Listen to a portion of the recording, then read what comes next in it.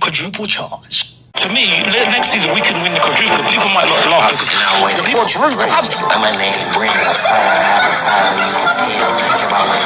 absolutely, listen. And the reason why I say that is because for Leicester to win the league, that means anything can happen.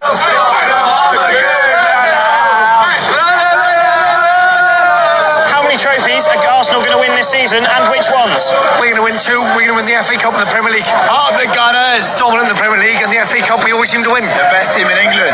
We're in the league, we're in the Champions League, we're in the FA Cup, and whatever the Milk Cup is called these days. We're doing a lot. We're doing all 4 of them, pals. And these two. I think that Arsenal is going to do well in the Champions League. Going to do well in the Champions League and the Premier League. And this is the time to go to get the trophy. They will win the Champions League, the Premier League, and the FA Cup. We're going to win them all, mate. Every single one of them. Champions League, Premier League, League Cup, FA Cup. Done.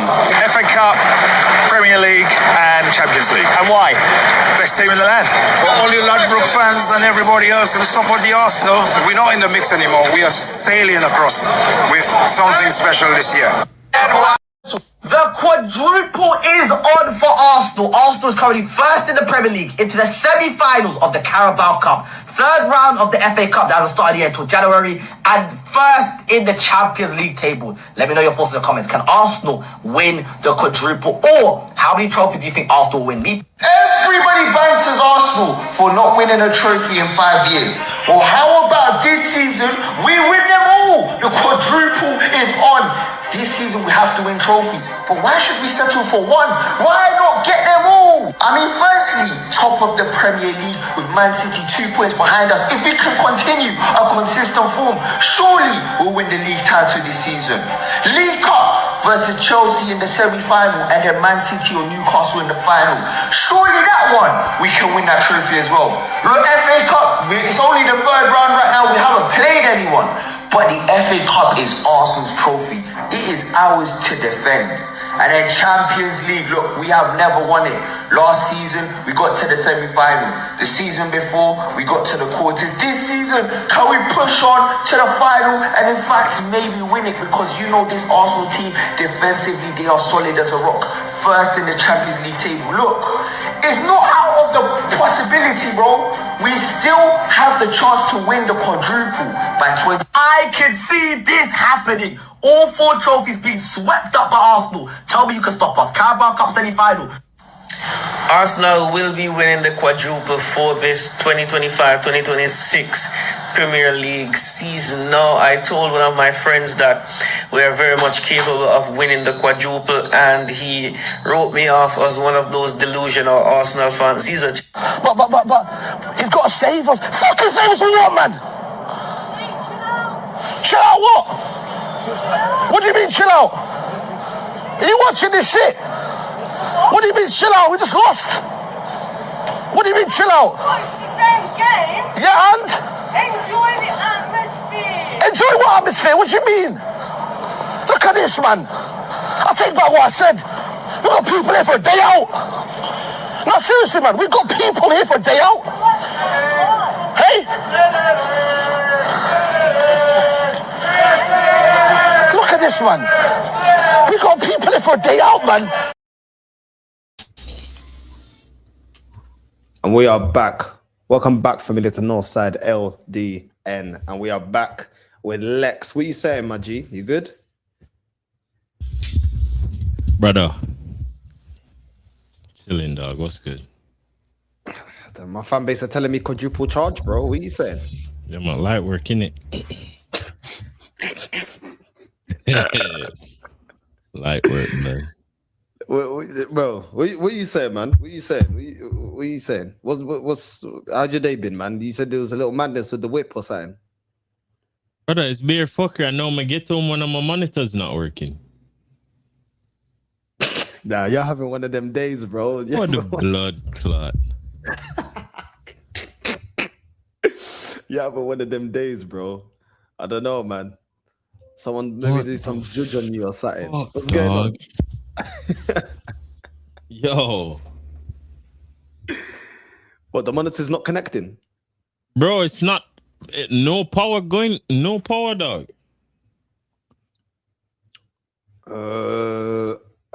It's not even coming on. No idea. The same plug you got everything else plugged in. I just plug it out. Yeah. And then I just plug it out and plug it in elsewhere. Are you crazy? Madness. As Alexis is sorting that out, you know what I mean? Little technical, you know what I mean? Little technicality there. Madueke coming out and saying that he believes that we can win the league. It's mad. Listen, of course, Madueke is going to come out and say that. Let me get his actual quotes.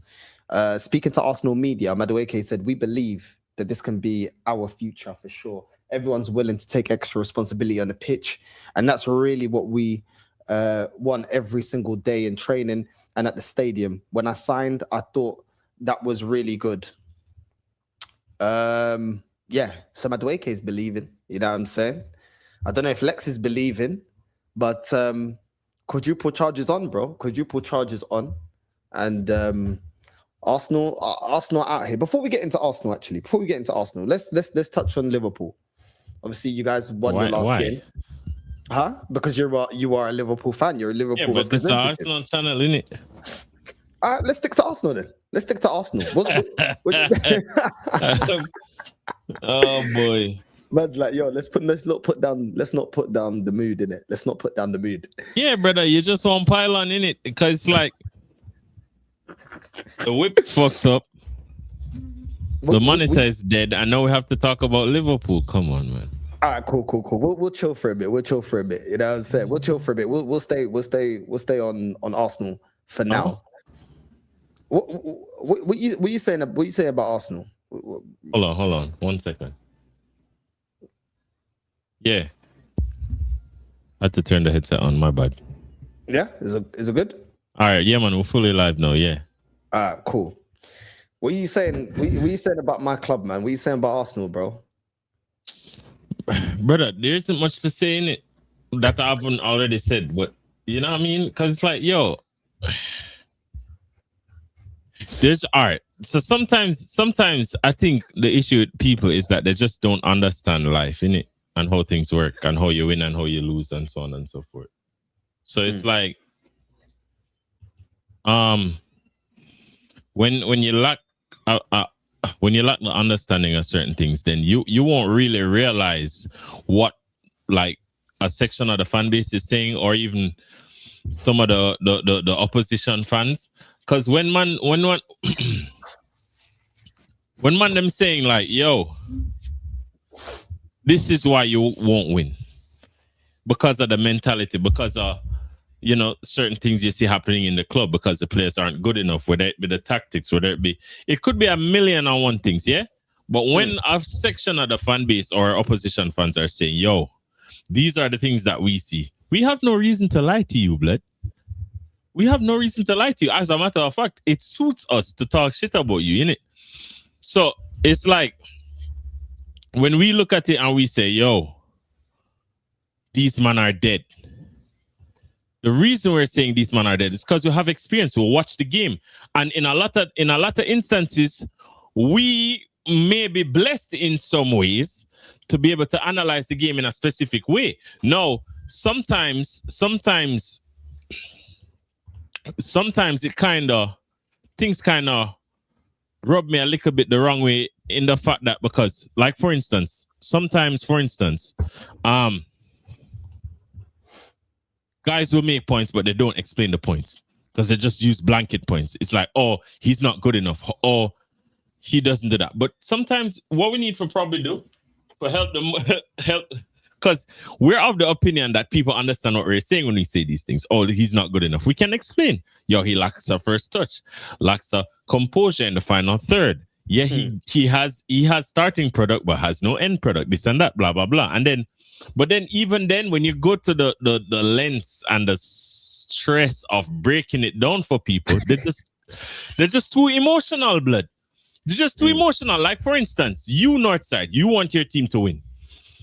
But because you say what you see with your eyes, all of a sudden, you're a hater and you don't want Arteta to win anything and you don't want Arsenal to win. no one looks at the fact that you're saying, yo, these are the things I'm seeing, and based on my experience in life, I don't think that what we want to happen is possible. Instead of just having a sensible, healthy conversation and go back and forth between both points, what man them tend to do is get on platforms and act like idiots. Because man them just emotional blood. Maybe them life not going well, maybe they're going through a divorce. Maybe the dog just took a shit on their pillow. I don't know what happened in their house, but it's like the man them come on the internet and them come to take it out on people with differing views. And then what pisses me off more is that some of these guys, yeah, they create opinions not based on what they see. They create opinions just solely of how they feel, blood. You get what I say? Solely of how they feel, and then ego. So for instance, if someone comes on the internet and say, oh, I believe in Arteta is the best. If Arteta then proves himself to be shit, these guys don't say, you know, well, I was wrong. Instead of saying I was wrong, these guys come on and say, well, you know, then who's better? Then this, then that, and create 1,000,001 excuses. You know what I mean? Was that the AI thing? And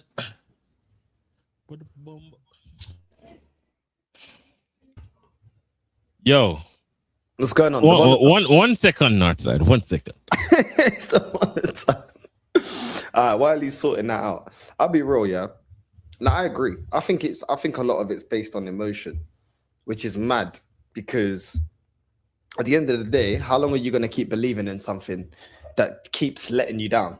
How many more times you need to be let down? You know what I'm saying?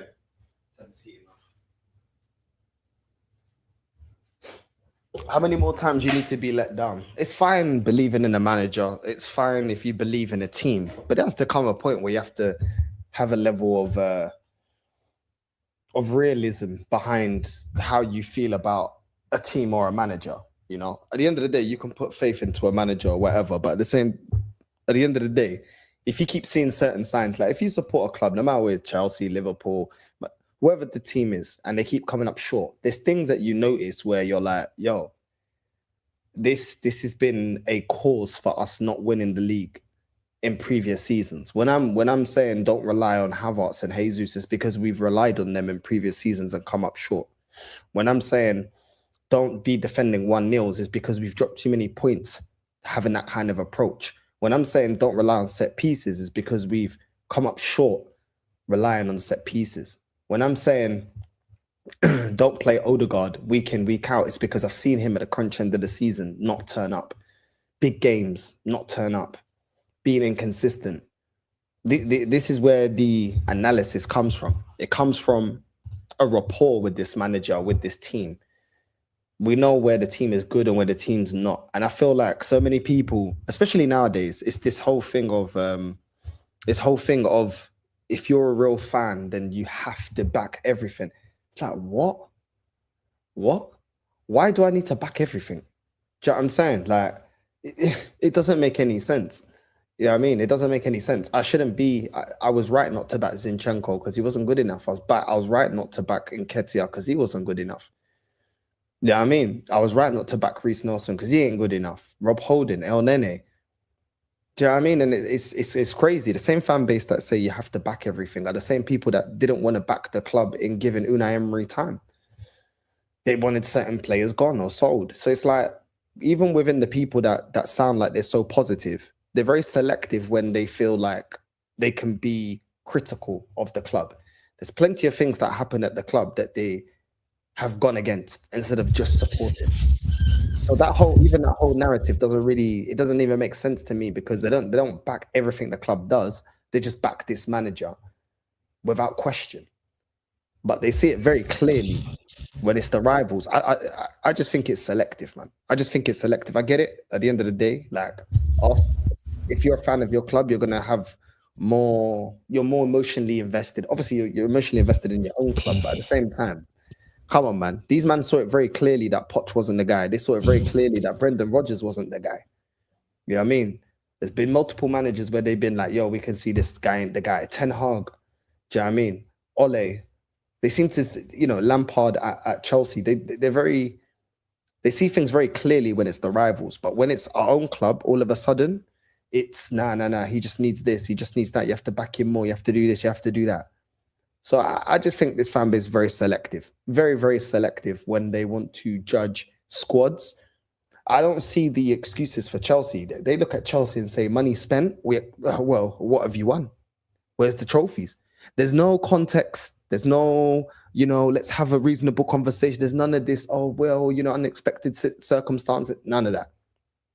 So this is why I know this fan base like to be wrong and strong, because they don't afford other teams the same excuses that they give this manager or this club. You know what I mean? So that's how I see it, bro. Like Liverpool this season, they're all back. Bro, let's be real. At the start of the season, what were they saying about Liverpool? Your performances aren't sustainable. How can your performances not be sustainable, but us scoring own goals is sustainable? And you were getting wins, remember? Yeah, and then here what the thing now, Northside. The man them, like for instance, a man like such man in it.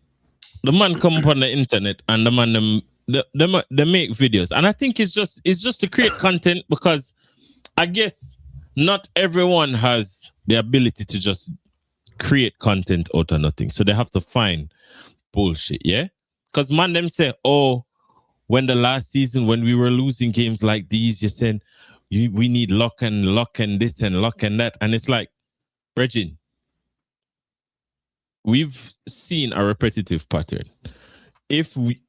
If at this juncture in the league you are now falling off, it simply means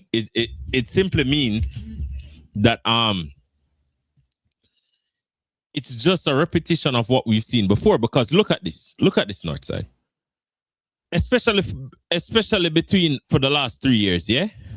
So for instance, last year the standard of the league fell to a point. And a lot of the fans had the opinion to say, yo, the reason Liverpool win the league is because the quality of the league was poor. Now, bearing in mind, talking shit about Liverpool makes no sense when we won the league that you were in. You get what I'm saying? Man, them want to talk shit about Liverpool, but your team was in the league. So if the league is so shit and the standards are so low in the league that caused us to win it, why didn't you win it? It's because you were more shit than us. So don't talk shit about me when you're no better in it. It's like you're homeless, but you're giving your opinion on my house. Oh, you don't like the paint. Hey, brother, go paint your cardboard in it. Any color you like, the cardboard that you're going to cover yourself with tonight, paint yourself in that. Yeah? You can't talk shit about my house and you don't have one, blood. You're living on the street, be like, man, I don't think you should paint your house in that color. No, brother, that's not how this works. So for the man, and then especially for the man, like if it's a Chelsea fan, all right, I can probably see it because the man them somewhat used to winning trophies. If it's a City fan, we definitely City fans can talk. Yeah? Which other teams there that actually win things? City, Liverpool, Chelsea. That's about it, innit? That's about it. That's the most common ones. The most common ones right now. So look, for the Arsenal fans that like to talk shit, brother, just win. I keep saying it. If you win, I cannot talk shit. If you win the league, Carabao Cup, if you win the quadruple, if you win the Champions League, I cannot talk shit. Like if you won the Champions League, Northside, could people have the argument to say, well, you don't have a Champions League and Liverpool, we have 6. Where's your Champions League? We couldn't say that because then you've accomplished something. So if you don't accomplish anything, we're going to talk shit about it because what we celebrate in the sport is accomplishments, which is trophies. Now, the tacticals and the Twitter tacticals of this world, yeah. These guys have come forward, yeah. And what have they done? They've started celebrating stats and irrelevant stats. So now they say, oh, chance creation and a whole bunch of bullshit. Because when you analyze how the stats are calculated, majority of the majority of how it's calculated is irrelevant. You cannot substantiate these facts because a chance created is just someone swinging the ball into the box. It does not take into consideration the quality of the cross. The chance, You get what I say? And then now you have this thing that talks about XG. Well, what name? What is the ball name where score goals from the other day for Aston Villa? Morgan Rogers. Rogers has been scoring goals with 0.02 and 0.05 XG and shit like that. But if Virgil van Dijk was in the same position taking the shot, it's the same XG. If the goalkeeper was in the same position taking the shot, it's the same XG. So why should I consider that XG? That's a bunch of bullshit. Because it does not take into consideration the quality of the player that's taking the shot. It just considers the position for where the shot is taken and how. And then it don't even consider the goalkeeper. What if it's a shit goalkeeper versus a good goalkeeper? You understand? What if the crowd is a bit more hostile today? What is the therapy that you did on the player taking the shot to understand his emotional disposition as to why he could more miss the shot? Because listen, his wife probably burned the breakfast this morning and now him vexed. You get what I say? His wife probably burned the breakfast this morning. Now him vexed. And then what? It's the same XG? No. Because the man that is vexed because his wife burned the breakfast has to have a lower XG than the man who is happy because the breakfast was perfect this morning. You get what I'm saying outside? You understand? Oh my God, There's so much variables to take into consideration when you are using these stats. It just simply means fuck the stats, watch the game. Fuck the stats, watch the game. You know what I mean? Nah, it's true, man. It's crazy. But yeah, man, it's like big up still on the quadruple charge, isn't it? Good luck, guys. I wish you all the best. You know what? This is a fan base that like to win little battles, but they never look at how we're gonna win the war. You know what I'm saying? It's like we'll beat Real Madrid. We beat Newcastle. We haven't beat Newcastle for time. It's like, yeah, cool, bruv. But where are we gonna be at the end of the season? But watch your Northside. You know who you're supposed to blame? You see, even the players in your team where you rate, like Gabriel and them man will always throw up hands when them we beat Aston Villa. I see the man them throw up hands and celebrate and rush to the crowd and hey guys, how you doing? We won. You just beat Aston Villa, bro. I guess it. There might be an arch nemesis. It's fine. Okay, you haven't won at Newcastle away in a million years. It's fine. You won this time. It's nothing to celebrate. Because at the end of the day, I don't even... You remember the score? Was it 2-1, 2-0? No, we don't remember that game. You know what you remember? The champions of last season. Everybody knows it's Liverpool. Everybody knows it's Liverpool. No one knows who even scored in that Newcastle game. Most people don't know that. Everybody forget about that. So celebrating that make no sense, blood. Just win something and I can't talk shit. And if you don't win nothing, guess what? I'm going to talk shit. As a matter of fact, I won't even wait. Tomorrow, don't lose. You Arsenal fans, all the Twitter tacticals in the chat, don't lose. And guess what? And you know what? You know what's funny? I feel so sorry for you guys because it's not your fault. It's not your fault. You know whose fault is it? It's Arteta's fault. It's your board's fault. We can't even blame Bertha. We can't blame 1,000,001 people, innit? Because for all the work that these guys have done, what is there to show for it? And will we get all right, look, you might win the Carabao Cup. But it's not really looking good because you have to play Chelsea. No. One could argue that you'll get past Chelsea because Maresca is a dickhead. and the board, the whole of Chelsea is a dickhead right now. The man them went from one of the best running clubs to just everybody's just fucking. When you're going at the main office at Chelsea, you're just a bare dickheads walking around. That's it. You can't even put a name to the. Hey, yo, you ever watch Blood Clot Spy Kids Blood with the fucking thumbs? And all of them just look the same in the red. Yeah, adjust them. That's all you see when you go Chelsea. Just a bunch of fucking thumbs, blood. That's it. Because bro, it's just the same. It's just fuckery right across the board. It's just foolishness with Mariska, foolishness with the players because they're shit, foolishness with the board, and then the board and Mariska don't see eye to eye, so they're both upset with each other. And it's like, brother, come on, man. Now, do you know what it is? Yeah, the thing is, you're right. We could potentially win the Carabao Cup. Oh yeah, I actually didn't finish. No, but it's not even that. It's either City or Newcastle in the final. So good luck. Good luck. It is what it is. We listen. We got what? We got 2 games, and then to win a trophy. To win that trophy, look. At the end of the day, we could win that trophy, but that's the only likely trophy that I can see us winning. We're gassed out. I don't think we got the legs to go for it in the FA Cup. We're not playing well enough to win the league or keep up consistently because this will catch up to us. It will. And we definitely don't have a tactician to go toe to toe with anybody in like the elite teams in Europe. We don't.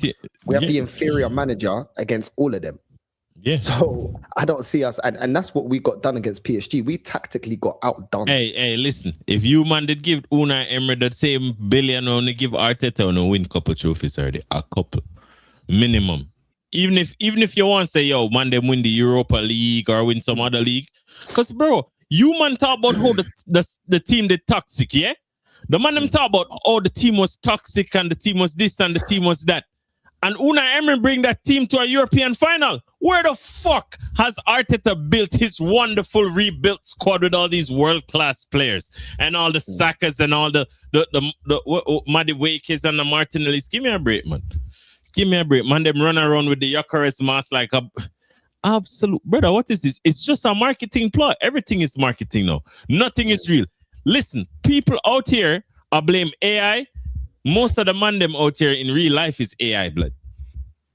You know what I mean? Most of them. Because when you consider, you look at AI and you say, yo, this is not real. But bro, when last you hear Amarim talk, that can't real. When Ten Hag used to talk, that don't real. Even flipping Arteta, beer lime tail, that don't real.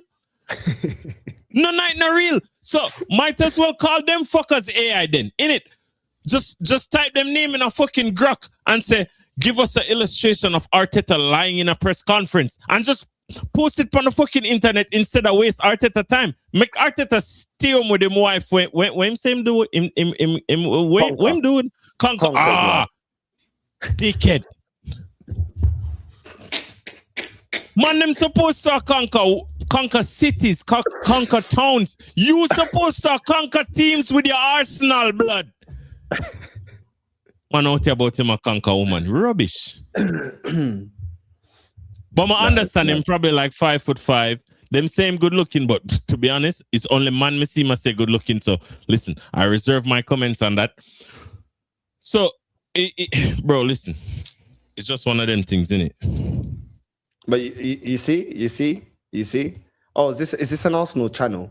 You know what I'm saying? Is this the Arsenal channel? It is an Arsenal channel. Welcome to not having to keep hearing PR.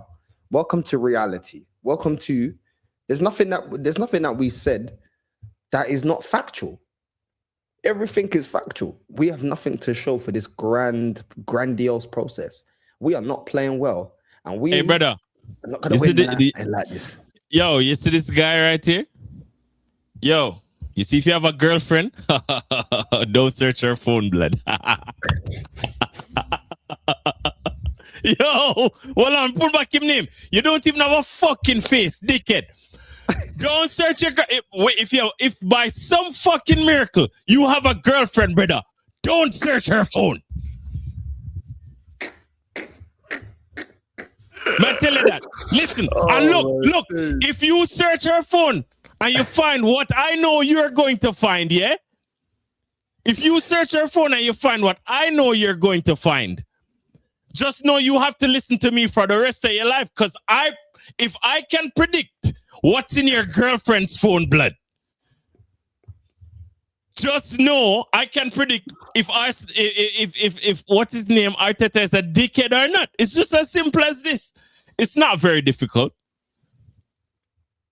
You know what I mean? It's not very difficult. It's crazy. It's crazy. Any skins? Hey, yo, am I more than this channel? You know, look, at the end of the day, I don't know why man's talking about skins, bro. If you want to play Fortnite, go play Fortnite. It's calm. You know what I'm saying? It's calm, 5-year-old blood. Hold on. You know what I mean? There's less thought that goes into that. Don't worry about it. Maybe the conversation's a bit much for you, but it is what it is. You know what I mean? There's plenty of rival YouTube channels that suck off Arsenal to feed your delusions. You get me? You get me, bruv? But they're so used to it, yeah? This is what programming does. They're so used to it that anything that we say, it sounds like, yo, these guys are just moving crazy. And it's like, bro, see things for as it is, bro. Like, I see, man, like, every time we win, like, a big game, yo, North, what you saying? I'm like, what do you mean, bro? I've made my requirements very clear. I didn't stumble when I spoke. I said, yo, I want this manager out until he wins me a major honor this season.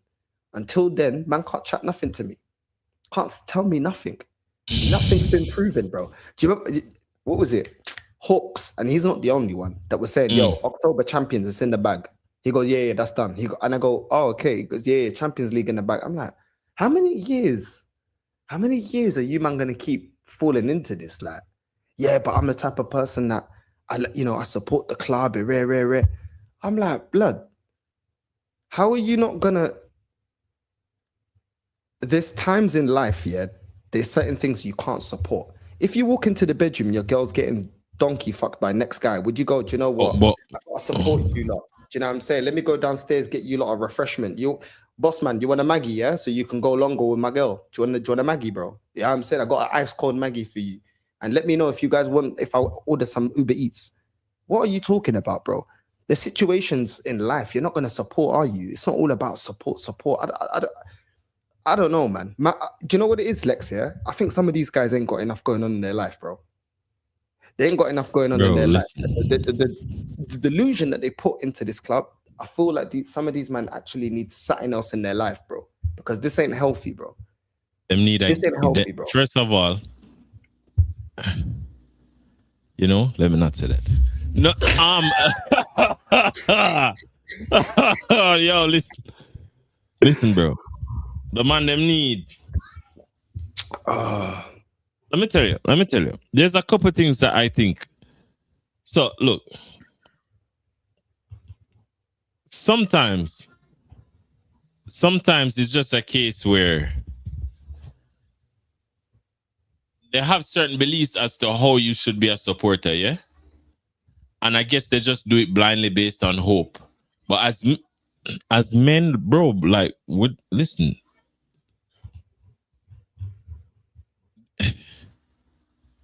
Bro, it's just, as men, you just work with probabilities over what's... even possibilities, you can even work with possibilities. Look at what's probable. Look at what's possible. Don't just in your brain just fathom because you have some sort of affinity to the team. You say, oh, and then some of the times, look, for instance, I think there's a bit of positivity that you could have towards the club in a feeling that they can win a trophy, yeah, or two, when it comes down to Arsenal. But because of the lack of evidence that we've seen in the current process actually coming to fruition and actually delivering what it's meant to deliver, or what forget it, what we think it's meant to deliver, then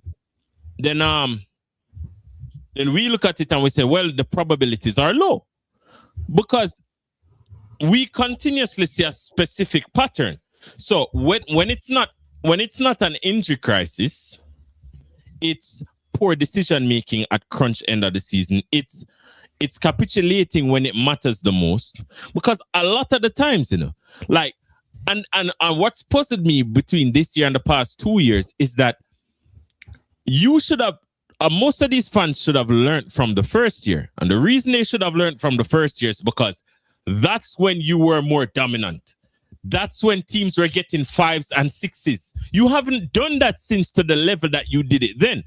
No, your capitulation, I would gladly accept blaming the capitulation on losing players. But what has been done to facilitate not losing players as much? Nothing, because you still lose them. You still have them overplayed. You still play them in meaningless Carabao Cups and other games. You get where you could rotate. And I'm not talking like if you play a Carabao Cup against Chelsea. I mean, when you play with like a Preston North End or something, you don't have to play Declan Rice, or you don't have to play, what name? Saka 90 minutes and so on and so forth. So then when for months, you have people like Lee and them man going on platforms saying, yo, this guy's getting played too much. He's about to tear his hamstring. And then within a year or so, the man gets a 3rd-degree hamstring strain. Functioning brain cells would probably move someone to think, you know, maybe this guy's right. Because he had no reason to predict this, but he predicted it and it was right. No, a thinking person would sit and think, well, how did he get this right? Then you go check the fixtures. You go check the minutes played. Then you compare to other players that don't get injured as much. You could actually go extensively and check like other things, but we probably are not privy to like his diet or what he does for workouts and all of that. So we're not necessarily privy to that, but you can see it. You can see when a player is knackered. You can see when a player is just playing too many games back to back. You can see when you have a stretch of 8 games in like 2 months or some bullshit, and the same player plays at least 80 minutes per game. You can look at that and say, yo, you need to rest this guy because at some point in time he might get injured. But no, there's no reasoning ability. It's just, hey, let me drink and have fun and just If you go, bro, there's so many events that you could go for a day out. There's so many. There's so many things that you could do for a day out. When Gabriel got injured, playing for Brazil, I'm like, yo, I did a show and I was like, yo, let me go through the games. Like even when we've rotated, bro, even when we rotated against Slavia Pragues and Port Vales and that, Saka's still coming on, Gabriel's still coming on. 60th minute, they're coming on. That's not rest, bro. These men are supposed to have full rest. And I said, you know what? The whole thing's a facade, because even when you don't see these guys in the first team, certain players like Declan Rice and Saka against inferior teams, they're still coming on after 60th minute, 70th minute. Bro, they're fatigued. Let them rest. They don't even need to be in the squad. But this goes down to this manager not trusting his team and not really liking his bench, because otherwise you wouldn't need to like have the guy there. Do you know what I'm saying? So this is the thing, bro. Like people were blaming Ancelotti. I said, yo, Ancelotti didn't put him in that condition where he's already fatigued playing every game. Arteta did that. Then they were like, no, he shouldn't have been playing him. I said, bro, the exhaustion. Bro, he's playing 2-3 games for his national team. He's played, 15 games or whatever the case may be with Arsenal when there was plenty of games there that he could have held bench. Didn't need to start. And then they're like, nah. It's all. I was like, bro, this is simple logic. Simple logic. But this is what I'm saying with this fan base. Like, they promote this team like the best in the world, but then they want the expectation of a Sunderland, where nobody expected us. That's the thing. We're just happy to be there. Nobody expected us to do this. Nobody expected us to do that. Don't criticize us because underdogs. We're still building and stuff like that. It's like, bro, you can't have your cake and eat it too. If you're gonna be riding out for this process and this team, and nobody can tell you anything, everyone's got an agenda. I don't want to hear it. But if you notice all the excuses in all of them, there's no accountability, bro. Referees, that takes accountability away from the manager and the squad. Pundits takes away accountability from the team and the squad. Blaming flipping the football when this team's blaming the football, taking accountability again. That's what it's about, bro. Like this fan base hate accountability, bro. But they're always fiending for some praise. You gotta give us praise. Look at the way we're winning. Look at we're still getting the points. This time, what did I hear? This time a couple of seasons ago, we would have lost that game. Bro, we fucking spent hundreds of millions of pounds to get to this position from the point that you're judging us from. I'm expecting us to get over the line. That's what you're supposed to do. You spend more money every season. You're supposed to win certain games you didn't. That's the whole point of getting better players in and spending more money. Your team's in a stronger position. So what kind of logic is that? Yeah, but we would have lost that game a couple of seasons ago. Well, a couple of seasons ago, we didn't have Gyökeres. A couple of seasons ago, we didn't have Eze. A couple of seasons ago, we didn't have certain players. So we're supposed to be winning those games now. Like, what kind of logic is that? But they use it as an excuse. Oh, yeah, but it's probably a couple of seasons ago. Bro, I don't want to hear it. The excuses are crazy, bro. I can't even lie. The excuses are crazy. But not only that. A lot of the times they tend to take draws and look at them as, oh, at least we got a point. But a lot of the times, brother, a lot of the times when teams win the league, it's because they turn those draws into wins. And draws are very deceiving. Because if you lose 2 games and win 1, it seems as if you're in a drought. It seems, oh, it's terrible. It seems like this and it seems like that. But if you draw 3 games, it's the same results. 3 points. It's 3 points. So when you analyze, like, and then over the course of a season, if you draw too many games before you know it, and a lot of the times when you have these draws, it's like, bro, if you only had a better player in a particular situation, then you would have scored.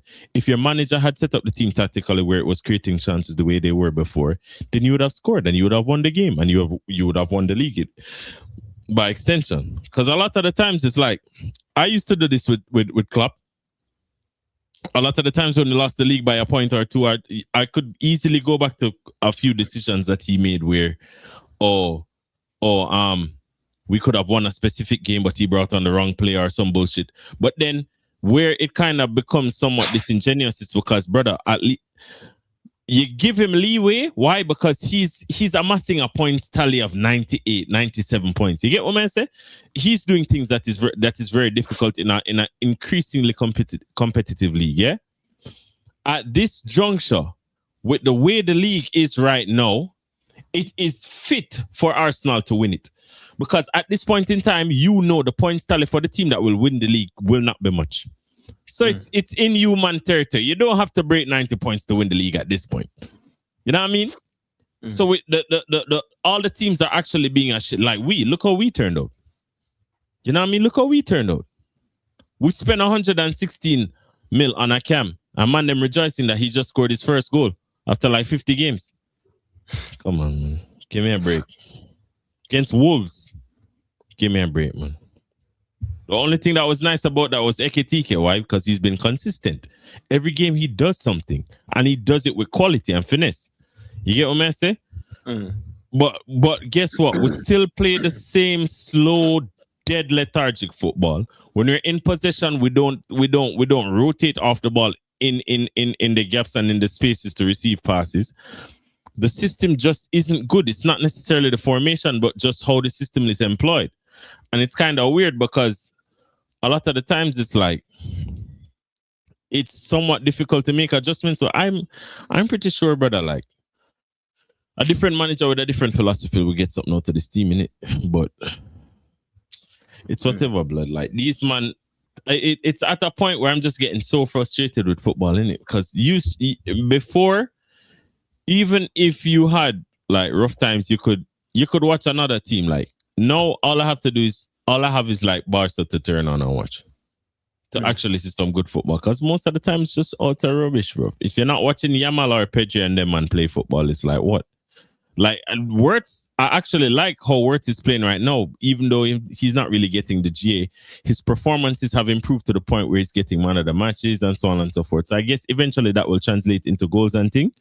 But I'd love to just get to a point where we just do something. Just like you, I get it. We've won the league, but forgive me, but my standards are crazy, innit? My standards are to the point where I want a stint of 5 years where we just at least get like 3 prems out of the 5, innit? That's where I'm at, because it's at the juncture where, if we win in a Prem every 5, 10, 15 years, it's like, what the hell is this, man? What kind of shit am I supposed to talk to these, man? All I have to do is rely on history. And then the United fans will come to me, oh, we've seen our team win 13. As if to say, because you never see the trophy, it's irrelevant. It's still a trophy, blood. The club's still bigger than yours, blood. And we're supposed to win 21 this year, but big up Saka and them, man. But you know what I mean? And for the people who were saying, oh, you never needed the 2 strikers. Yes, we did, blood. Yes, we did. You know why? Because a lot of you Chelsea's, and a lot of you Arsenals, and a lot of you, man, say, oh, Ekitike looks well. Oh, this team could do it, Ekitike. But you don't have an Ekitike. Thank you. And you know, most of you could do it at Isak. You know what I mean? Most of you could do it at Isak. You don't have an Isak. So big up. Hope you man win trophies in it. I think your expectation is aligned with not only the history of your club, but also the spending. You know what I'm saying? They're spending big. Obviously, we'll see what they do with your manager. Yeah, when I see you guys games, I still not impressed. It's clear that they're trying to stick by him. Obviously, he's gone up the table a bit, so he's kind of buying him some time. Gone up to 4th, but obviously we can see they don't look that great, innit? But if they're looking at it, they're probably thinking, okay, maybe give him one more chance. I think he should have been sacked a long time ago. If I be completely honest, I think he should have been sacked, but to be honest with you, like a lot of people, you can understand why he didn't get sacked. Like, he just won the league, innit? No, he won the league, so it buys him some time. I think if you win the league, most time, unless it's a proper capitulation, but things were looking bad for you lot. To be fair, he's turned it around to a degree. Obviously, I had you lot to win the league, but then again, they said, you know what? There's a lot of players that we're introducing to this team. The managers won a league. You at least give him a year or 2 to try and fight it back. You know what I mean? But there are situations where you gotta say, do you know what? We didn't expect it to be like this, and we have to hold up the standard of the club. Like, it can't drop to a certain degree. Do you know what I'm saying? Like, that's my opinion. Like, even though a manager can defend it, if you win the league and then, let's say, for example, you're down towards relegation, like, I can't say, oh, because you won the league last season, sorry, bro, you got to go. You got to cut that. You get me? Like, there's a certain level of, you know, when you're like, okay, cool, go again. But when it's to a certain degree where your team is looking mad, your defense is getting opened up, Crystal Palace is battering you lot, I know that. There's a certain degree where you go, nah, bruv, like, sorry, yeah, but that goodwill can only go so far. Like, we can't allow you to be allowing the club at a certain point. Like I said, you guys being in the Champions League spot is making his bad job this season look a lot better than what it actually has been. Yeah, getting slapped by Bournemouth 3-0 at home, getting slapped by PSV Eindhoven 4-1. You know what I mean? Like, from a certain perspective, I look at it and I'm like, if you realize your team is leaking goals, just set up to stop the leak. We can counter, it's fine. We have ballers that can counter. Like, we can play out of a press. But just set up the team where when you're both on the ball and off the ball, it's compact to an extent where, because you know, for instance, when like how Barca play, yeah, or used to play back in the day, they never had a lot of players who were robust, but they'd retrieve the ball so quickly.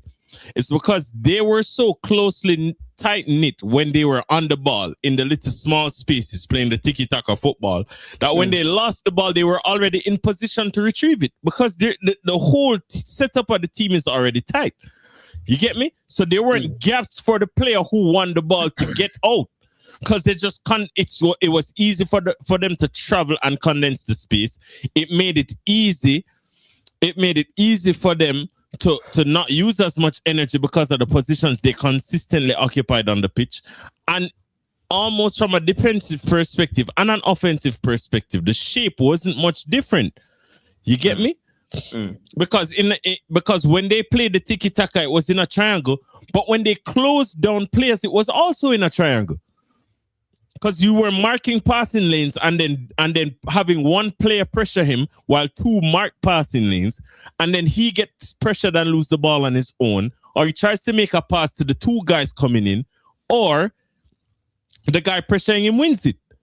And that's how you play. But when you look at my team, it's just dead. I don't know what it is. And then a lot of the times you can look at it and say, oh, well, you know, the tactics aren't that bad. The players just aren't employing the tactics. But that's also a part of management, is man management. And a part of being a manager is getting your players to do the things you're telling them. So if they aren't doing the things you're telling them, you have failed. That's a part of it. If you're failing to be a leader of men, your job is to be a leader of men.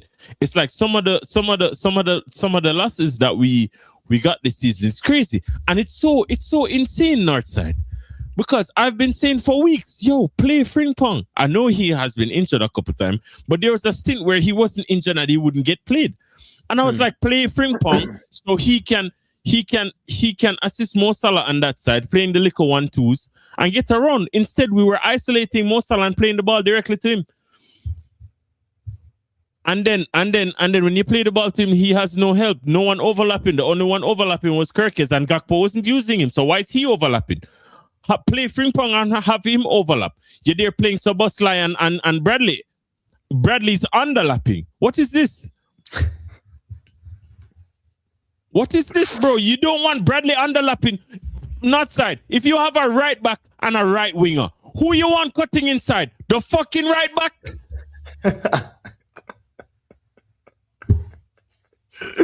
Nah, it's mad. It's mad. I know you guys. After this guy just had 40 plus GA in the league, you park him out on the wing, knowing that he's not a tech man, blood. It's not Lamine Yamal. What is he going to do out there? And then when he doesn't perform, you fucking bench him. And then the whole fan base turn on Salah. Oh, he's just upset because he got benched. Dickhead. What kind of chat would you have if it weren't for Mo Salah, blood? Talk all you want. I rate Mane over Mo Salah, but facts is just facts, blood. When Mane was here, he needed Salah. When we had Mane and Firmino, we still needed Salah to come and finish the puzzle. And when they left, he still won. So just hold that, innit? Just hold that. No, listen, Gakpo and Mo aren't attack killers. Slot tactics is an attack killer, blood. The instructions to the players, the instructions he's giving the players and the leeway he's giving Gakpo to cut in and do whatever he pleases, and none of all of this shit, none of it hasn't working. So, and the only thing I can give him is not a proper decade. He has changed it multiple times. This brother has played at Diamond. He's played 4-4-2. We've gone into a back three. Bro, we've done 1,000,001 things. That's the thing I can look at it and say, yo, this. I think what happened with him was, let's say they had a meeting, yeah, with Slot, and I put myself in Slot's shoes. I just think therein lies the possibility that Slot just sat before them and gave them the script as to how he would solve the problems we're having. And that's what caused them to give him a chance, yeah? That's the only thing I can really look at and say, all right, maybe that's what happened. And that's why he's still there, you get me? But it's still not looking good. It looks a bit better, but there's still certain things to work out. And then maybe it's somewhat of a personal issue, but that is so difficult to say, because guess what? If you say it was a personal issue, the personnel we got rid of, and rest in peace to Jota, the personnel we got in to replace these guys were better. Isak is better. Obviously Ekitike is better. Wirtz is a tech man that we haven't had since flipping Coutinho. So these guys were better, but they are of different profiles. Now, if we want to make an argument that the changes in the team made it worse, well, we could argue that last season Kirkes was better than Robertson. we can argue that Frimpong was better than Trent. We can argue, in some ways at least, we can argue that Ekitike and Isak are better strikers than the ones we had. We had Darwin Núñez. Like what? You think because we sold Darwin Núñez and Luis Diaz, it's the reason why we're in the slump right now? No, it's not.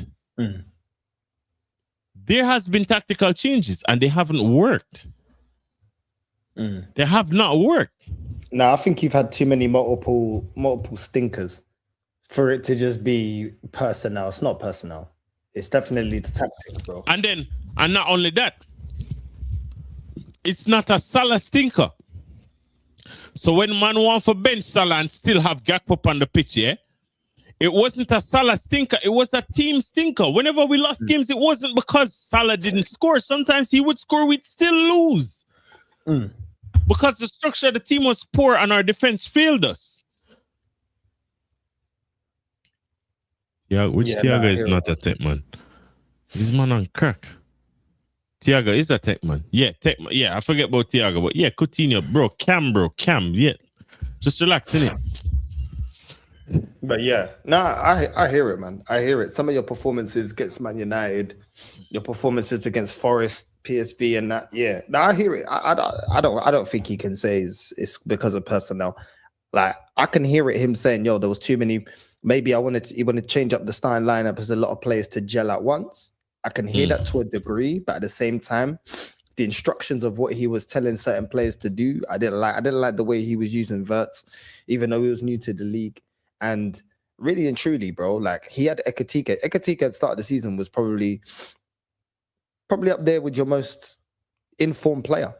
Ekitike started off the season well. He's been consistent all season. You know what I'm saying? All of a sudden, you got a player that's doing things that Darwin Núñez couldn't do straight from the bat. So I agree, man.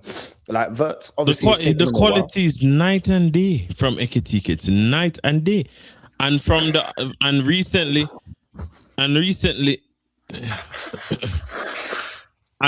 Wirtz has been playing well as well. And to be honest with you, in a lot of the times when I watched the game, like for instance, I was watching Daps and I watch Daps and Rants every week, yeah.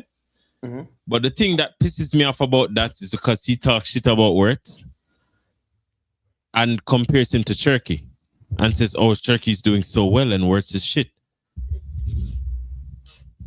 Wirtz would be doing well at Manchester City right now if he went there, because he's a link man. He just wants to link play.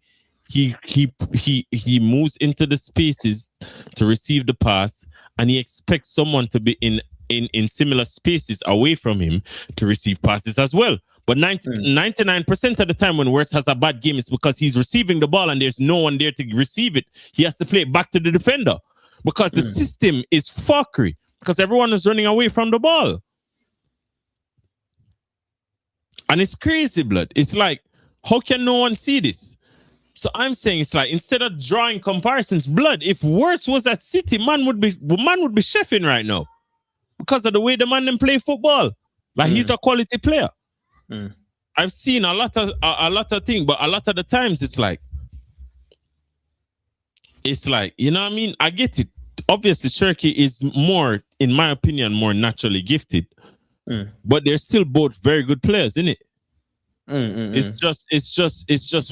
just analyze. When you analyze a player and their performances, you can also look at the fact of which team they're playing for, how the manager plays, their profile, and how it fits the team, and then you'll be able to proper judge. That is why I told the man them that Gyökeres would have a proper difficult time playing for Arsenal, because number one, his coach doesn't really fancy that profile of player.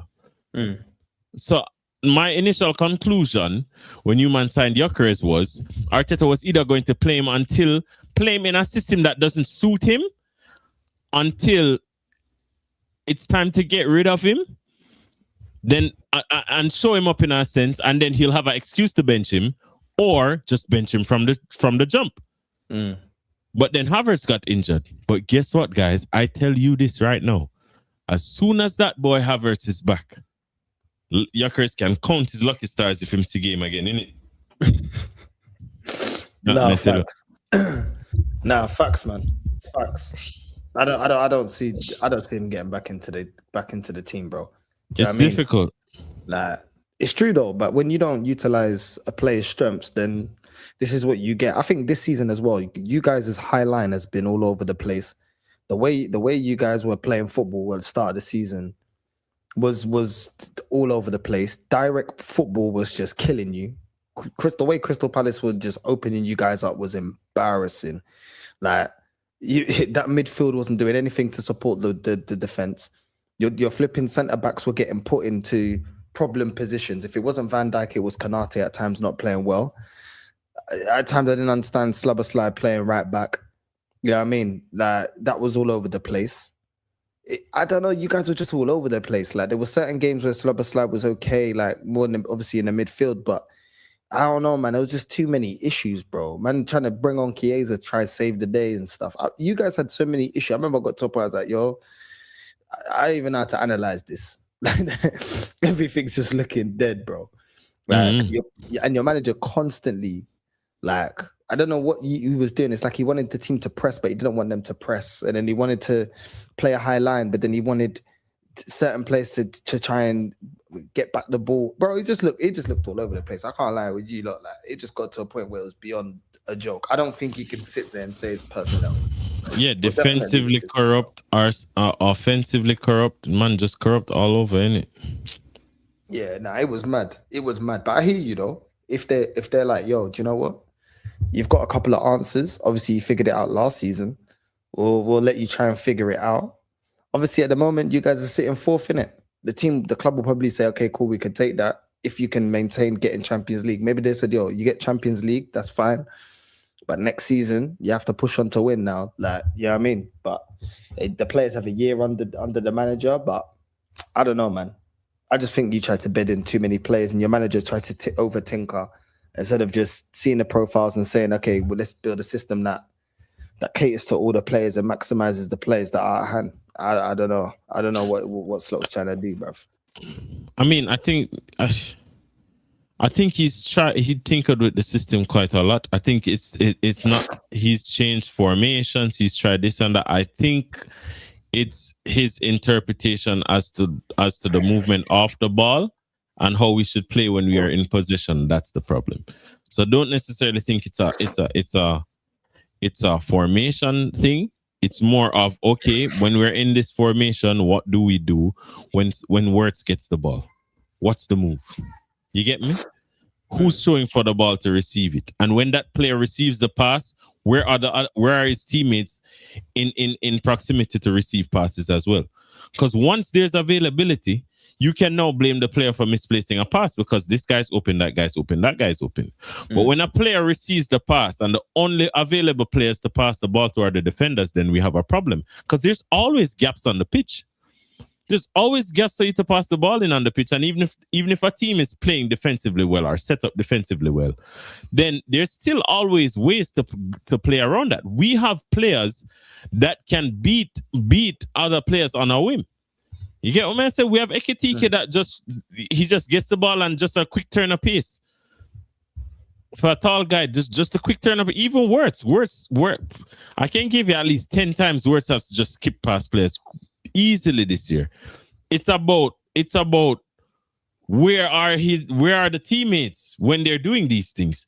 Is there a pass? Do they know where to be when Ekitike, like for instance, Wirtz knew where to be when Ekitike beat the player.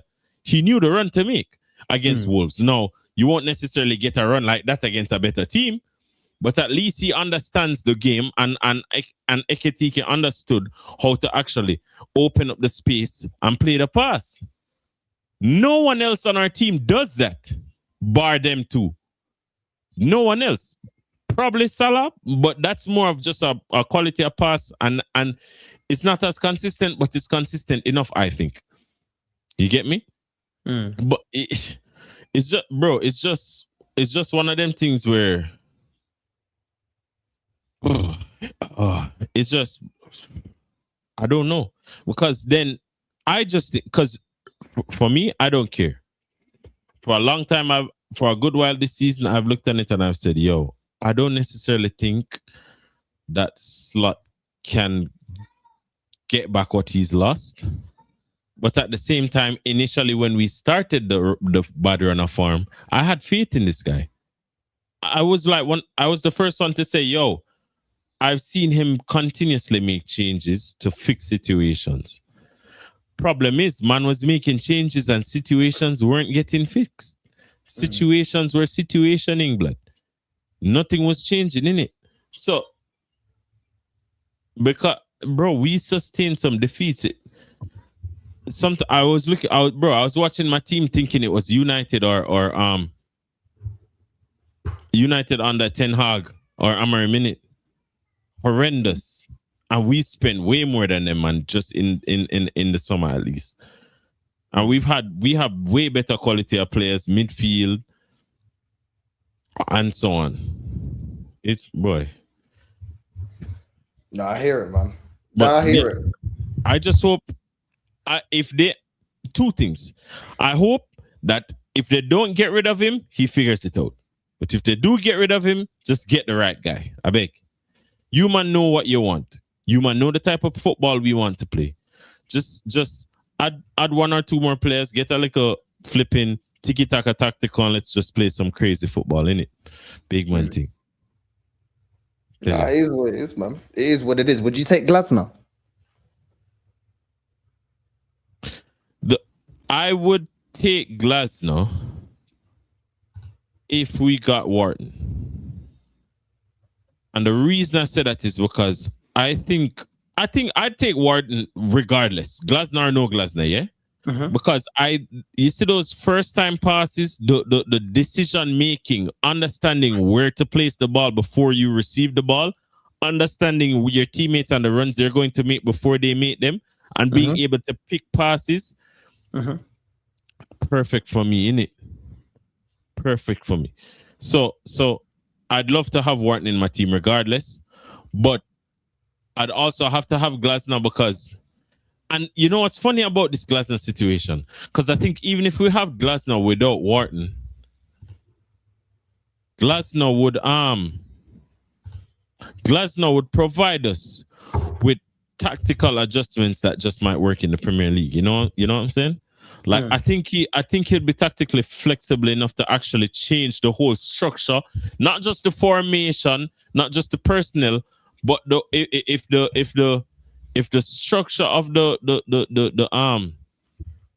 whole structure and the setup of the entire system, so to speak, needs changing, I think he's a guy that would do that, innit? On a whim. Not necessarily, after a couple of games that you realize it not working, change it. And don't have it resemble stuff that you keep doing all the time, innit? And when it works, don't change it back. Don't change it back.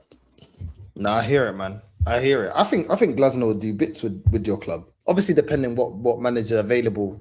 If this manager gets sacked at the end of the season, which I don't think you man are gonna sack him at the end of the season. It kind of does depend on what manager's available, innit? Because then that changes the conversation. But look, I don't think that would be bad. But look, here's the thing with this manager now. I think I'm a major proponent as to why he has been performing the way he has. It has to do with the personnel that we got and his inability to understand how to use them. You get me? And mesh them with the current players, which I also think is a difficult task. Yeah, but I think a really good manager can do it. No.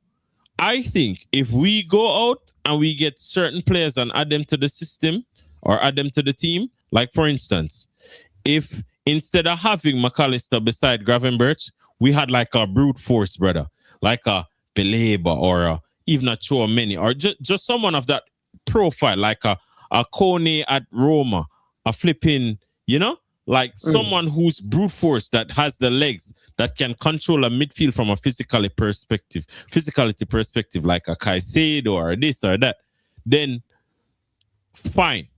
I think that would help us a lot because we would have a lot of protection for our back four, which is necessary, I think.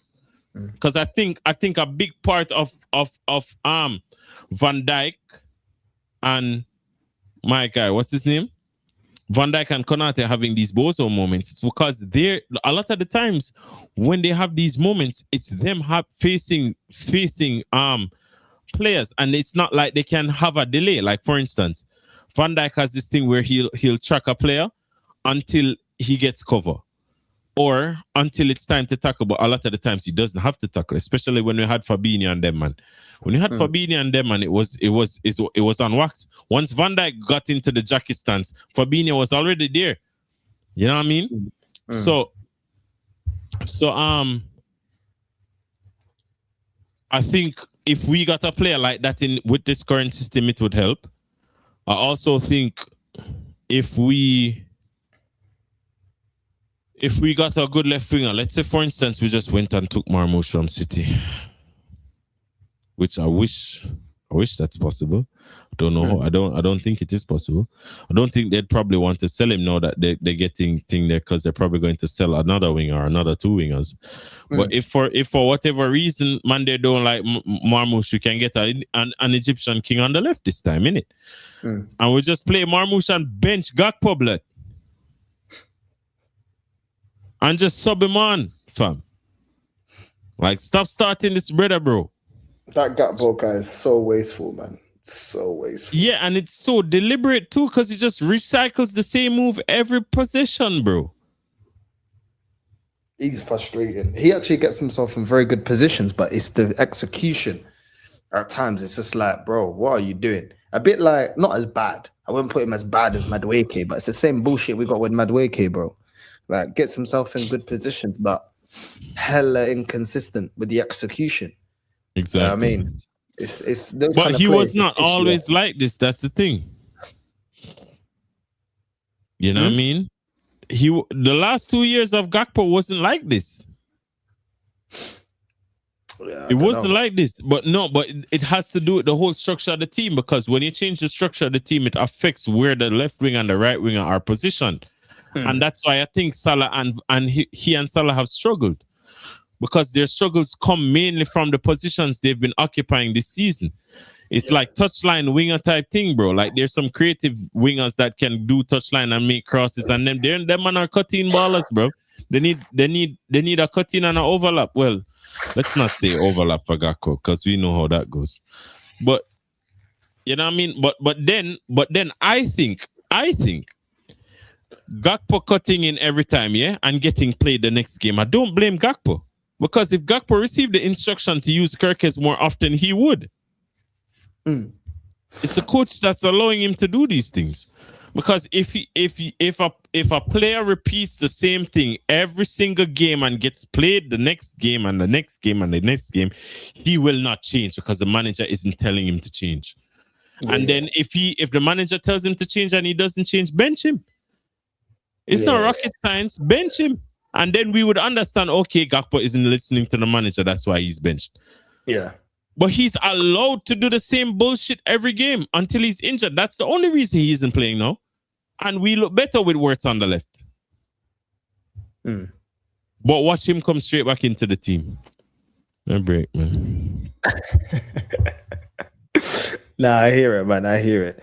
But big up, man. Big up. Listen, I've got some washing I need to sort out. You know what I mean? I'm gonna get some sleep, man. It's already almost 2 a.m. here. Big up to everyone that's locked in. Lex, your channel is in the title, bro. Let them know where they can find you and what you got coming up in your channel, bro. On the channel, bro, primarily right now I just do watch-alongs in it. At some point in time, I would love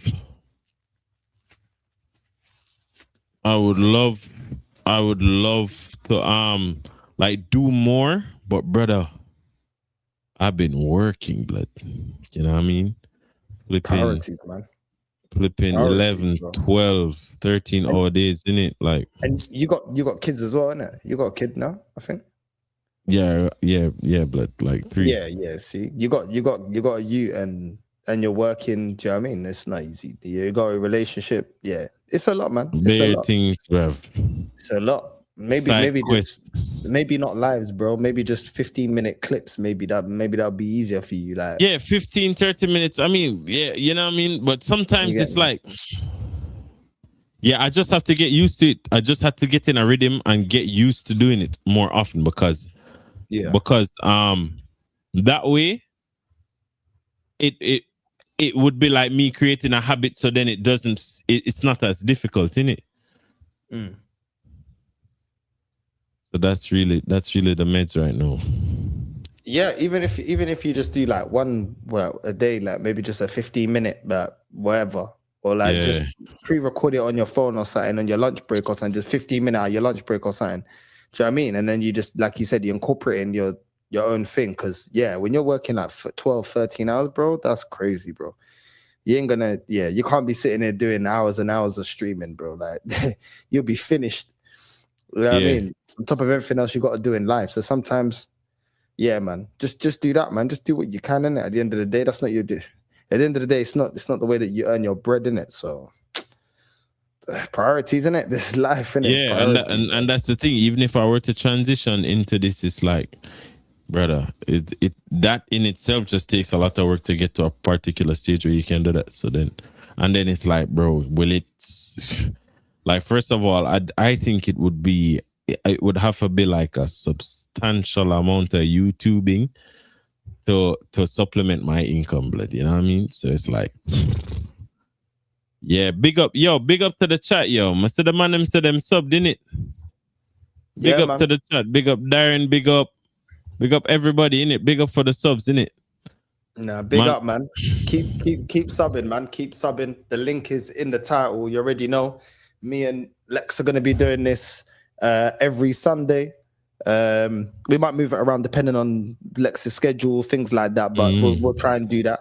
You know what I'm saying? And make sure man. Everybody, listen, it's all vibes, man. Over here, these ones are the real ones, man. You know what I mean? Man, don't get too sensitive when man are cooking Arsenal. You know what I mean? They're just like, it is what it is. You know what I mean? So and sometimes, brother, listen, it's like a chef can't cook if you don't give him ingredients, blood. So don't give me the ingredients. You understand? Like, don't blame me for cooking you, blood. You're the one that give me the food, you give me the pot, the stove, the utensils. You provided everything for me to cook you. So don't be upset when I'm cooking, blood. You know what I mean? They gave you the October champions and quadruple. You know all of this, it's been years of content. Years of content over and over every year. The man them say, oh, we're better than Real Madrid. Oh, we're better than this. Oh, we're better than that. You know what I mean? A bunch of wonderful things that you are, but then you're not so wonderful when you actually. So then when you provide me with all of these ingredients, what am I supposed to do with it? I love cooking. I'm a Michelin star chef. You know what I mean? Not necessarily to the caliber of expressions, but I can do my thing. You know what I mean? Like, if you go to Nobu for expressions, like if you pull her on the corner, I don't know, I might be cooking at a fucking a Red Lobster. You know what I mean? But don't shit on Red Lobster, blood. Because when you're hungry, that shit hit. You know what I mean? Especially for the seafood lovers, blood. You know what I mean? So yeah, that's just what it is, innit? So yeah, blood. Just guys, come on, man. Just be realistic with the expectations and have reasonable conversations, man. Just don't get on the internet and talk shit, bro. Like, oh, we're gonna win the quadruple. Why? Because you want some engagement on TikTok? Come on, dog. That engagement won't last. It better you just talk facts, blood. Talk what you actually see with your eyes. And the thing about it is we are all unique. So you won't necessarily have the same opinion that I have. You won't necessarily have the same opinion that I have when you speak your mind. Even if we're along the same lines, you might view it from a different perspective.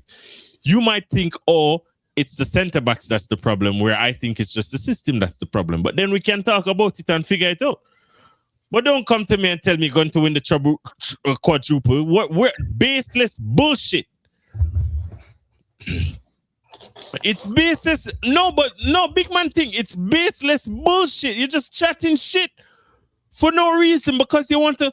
I don't know. You think it will get you likes or some. Come on, man. What, you're pandering to 5-year-olds, blood? fucking Blues Clues and Dora the Explorer, these man. This is what these man are.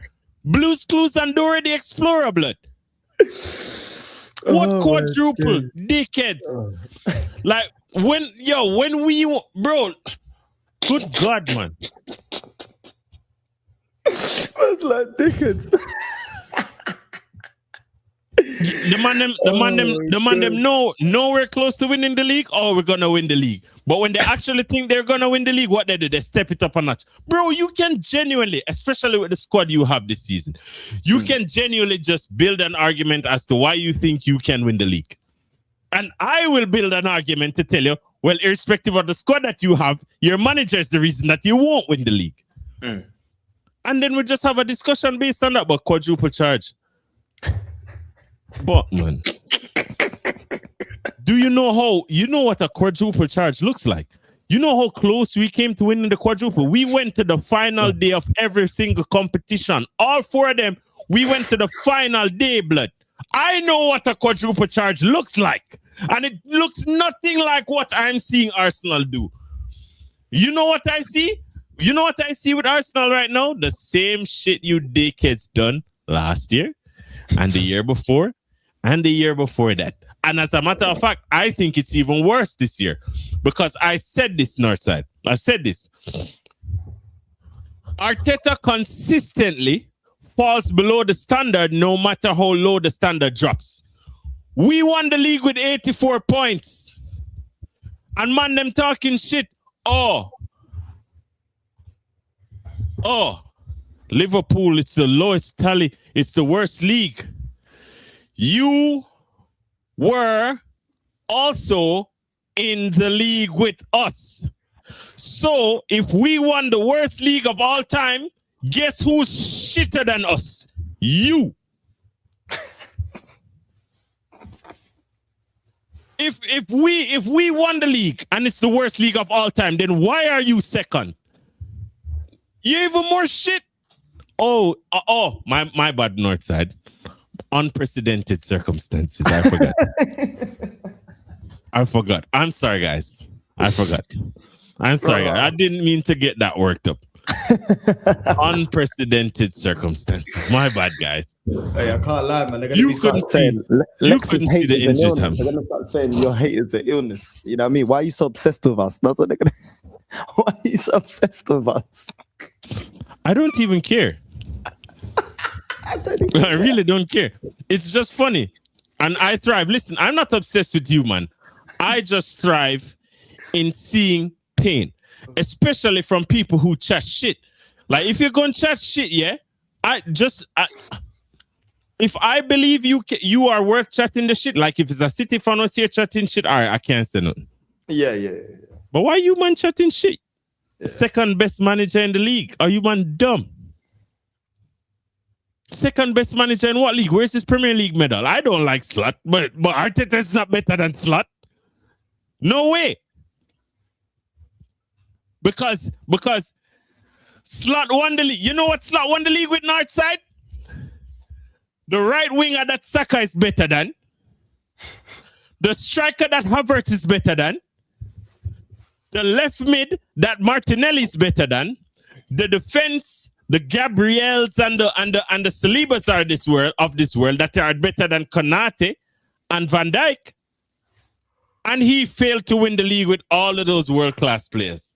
And guess what we won the league with? The ones that are below them. So who's below who now? Get out of here, man. There you go. Make sure you're liking and subscribing to man like Lex. You know what I'm saying? Make sure you're subscribing to his channel. The link is in the title. And make sure you're subscribing to Lex. And yeah, man, we'll continue doing this. Deji. I've been messaging you. You've been ducking me, bruv. You know what I'm saying? Come outside. Tomorrow I'm going to call you, bro. You better answer your phone. Me and you need to have a conversation. It's going to be like a parents' evening. Because I can cook Deji. You know that.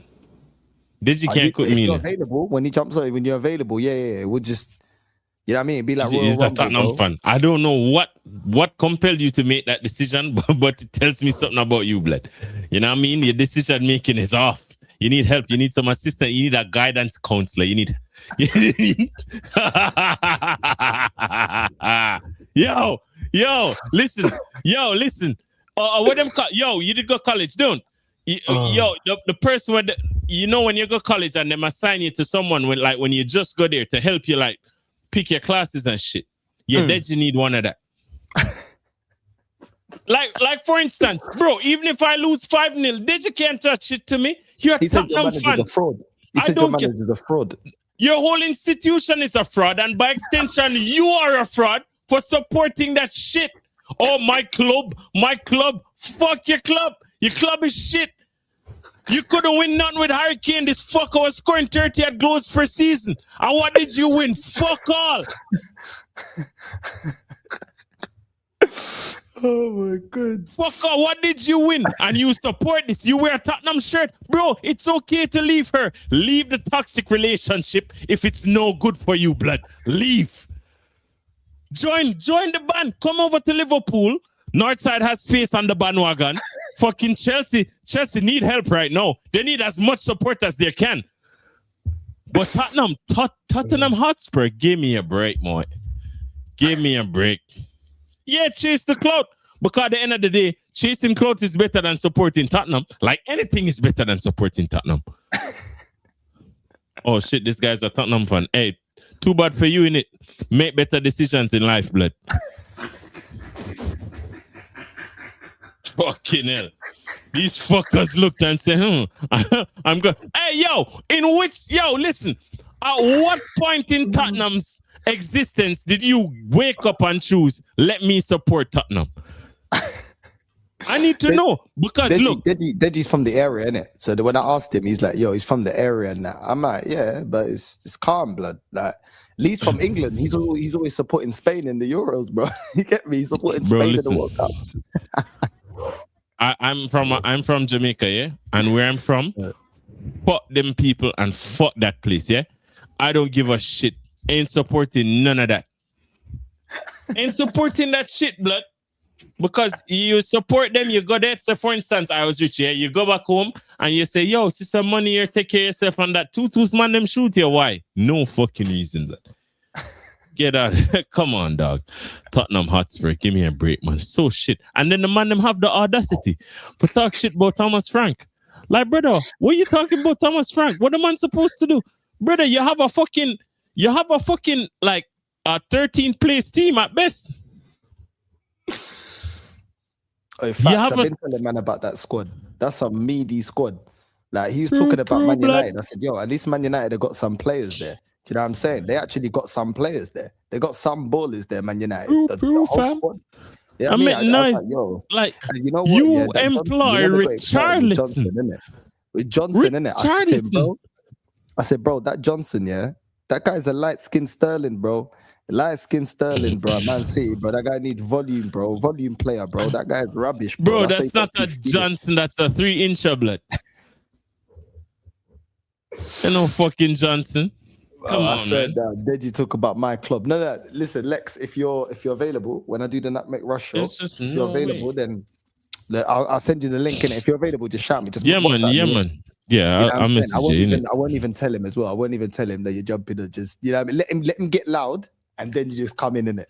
You know what I'm saying? Let him get loud first because he'll get excited. You know what I'm saying? I'll say, yeah. What do you think about Liverpool? You know what I mean? Is Slot still a fraud? Watch him. Yeah. I already told man that guy's a fraud.